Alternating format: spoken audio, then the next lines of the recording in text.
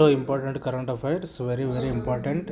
So 27 December 2025 రీసెంట్దే 18 ఏళ్ల వయసులో దక్షిణ ధ్రువానికి స్కీయింగ్ చేసిన అతిపిన్న వయస్కరాలైన భారతీయురాలుగా మరియు ప్రపంచంలోనే రెండో అతిపిన్న వయస్కరాలైన మహిళగా ఆమె చరిత్ర సృష్టించింది. ఆమె పేరు ఇక్కడ మనం గుర్తుపెట్టుకోవాలి. ఆమె పేరు కామ్యా కార్తికేయన్, ఒక ప్రముఖ భారతీయ పర్వతారోహకురాలు. జనవరి 2020 నాటికి ఈమె రికార్డు నెలకొల్పిందనమాట. ఈమె చేసిన రికార్డు ఏంటంటే ఆమె -30 డిగ్రీల సెల్సియస్ ఉష్ణోగ్రతలో సుమారు 115 కిలోమీటర్ల దూరం కాలినడకన ప్రయాణించింది.